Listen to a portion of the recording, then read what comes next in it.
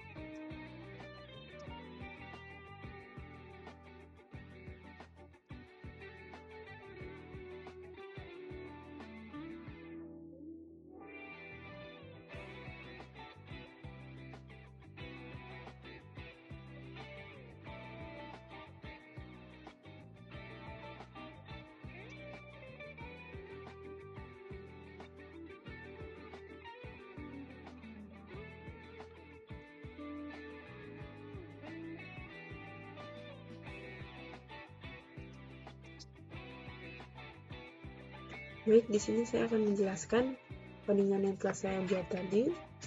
Untuk yang pertama ada import Java Util Scanner. Jadi import Java itu merupakan bahasa pemrograman Java untuk mengimport kelas scanner dari Java Util.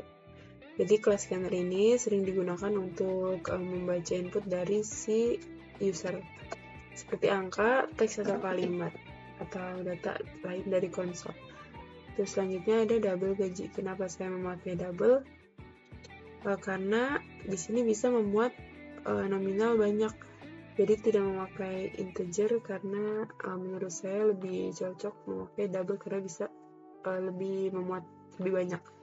Untuk double lebure di sini 0,30, 0,32 dan selanjutnya. Kenapa memakai koma? Karena untuk implementasi persen itu dalam bahasa Java kita menggunakan koma atau bilangan desimal ya. Selanjutnya ada sistem print line masukkan golongan. Nah, di sini tuh perintah atau wadah untuk user memasukkan data. Jadi tadi diperintahkan masukkan golongan A, B, atau C. Jadi nanti si user bisa masukkan perintah tersebut. Di sini ada char golongan. Kenapa memakai char? Karena dia golongan yang berbentuk hanya huruf bukan kalimat. Jadi tidak memakai tipe data lain, tetapi memakai tipe data char. Di sini ada to uppercase. To uppercase itu dia kalimat tidak sensitif ya. Jadi bisa dikatakan datanya tidak sensitif. Misalnya saya ingin memasukkan golongan, saya pilih A, tapi dia tidak huruf kapital, tapi huruf kecil. Nah, itu tidak masalah karena sudah dibuatkan to uppercase. Jadi dia tidak masalah mau huruf kecil maupun kapital. Nah, di sini ada double gaji pokok, di mana tadi user telah menginput gaji, lalu dia akan masukkan ke perkondisian yang ini. Nah, jadi untuk booleannya sendiri adalah tipe data yang punya golongan valid. Jadi dia jika kalau misalnya golongannya valid, yang perkondisian ini nih dari line 20 sampai line 26, ini kan valid, dia akan membentuk true. Golongan valid true. Nilainya itu true karena dia valid ya. Nah, untuk golongan yang false itu, yang tidak valid, misal sebuah perusahaan menginput golongan D atau yang tidak ada dalam perkondisian ini, dia akan golongan tidak valid tertera ya. Misalnya sudah ada keterangan golongan tidak valid karena dia tidak ada di perkondisian ini. Untuk selanjutnya, nah di sini perkondisian menentukan jam lembur, dimana misal jam lembur sama dengan 0, yaitu gaji pokok dikali 0 karena sebuah karyawan misal tidak lembur. Nah, maka gaji pokok dikali 0. Untuk selanjutnya, dan jika jam lembur lebih besar daripada 0 dan jam lembur lebih kecil sama dengan 5, jadi artinya misal tadi kita sudah menjelaskan juga, berarti di sini maksimal 5 ya, maksimal jam lembur 5, jadi di bawah 5. Lebih besar yang dari 0, misal kita ambil 1. Nah, karena kan di sini lebih besar ya, lebih besar daripada 0. Jadi kita bisa mengambil di angka 1, misal jam lemburnya di angka 1. Jadi kita bisa merangkumnya pada indeks ke 1. Jadi misal jam lemburnya 1 jam. Nah, maka dikali 0,30. Untuk selanjutnya, jam lembur lebih besar dari 5. Nah, di sini gaji pokok dikali lembur indeks keempat. Jadi indeks keempat itu kita bisa lihat 0,36. Jadi gaji pokok dikali 0,36. Seperti itu. Untuk jam lemburnya sendiri dibawa lebih kecil dari 0, itu nanti sistem outprint ini sendiri tidak valid. Seperti itu. Lalu di sini kita sudah punya 2 tampungan ya, tampungan gaji lembur dan gaji pokok. Selanjutnya kita akan membuat nanti dia akan membuat variabel baru dengan tipe data double, yaitu total penghasilan sama dengan gaji pokok ditambah gaji lembur. Nah, nanti dia akan mengkombinasikan menjadi satu. Total penghasilan ditambah, di total penghasilannya jumlahnya berapa. Lalu input cost. Nah, di sini saya akan mencoba input golongan A misalnya. Lalu jam lemburnya 1 jam. 6.500.000. Kita akan mengetesnya. Jadi golongan A itu tadi 5 juta ya. Dikali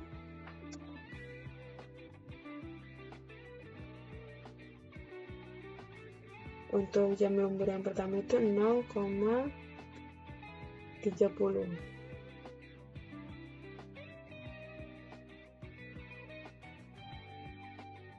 Ditambah gaji pokoknya itu 5 juta.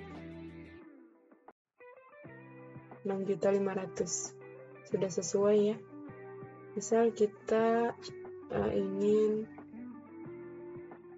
menginput golongan A tetapi tidak memakai huruf kapital. Kita mengetes to uppercase ini apakah berjalan atau tidak. Nah, tidak ada masalah ya. Di sini mau kapital atau huruf kecil pun tidak masalah. Hasilnya pun tetap sama, benar 6.500.000. Nah, misal kita ingin mencoba golongan tidak valid. Misal kita pilih golongan D, karena golongan D itu tidak ada ya. Nanti dia akan menghasilkan inputan golongan tidak valid. Saya menginput D. Nah, dia akan tampilannya golongan tidak valid karena golongan D itu tidak ada. Nah, di sini sudah ada keterangan golongan golongan A, B, dan C. Jika selain itu tidak ada, berarti akan menghasilkan inputan golongan tidak valid. Nah, sekian tugas 3 yang sudah saya buat. Kurang lebihnya mohon maaf. Mohon bimbingannya kepada tutor saya dan teman-teman sekalian. Sekian, wassalamualaikum warahmatullahi wabarakatuh.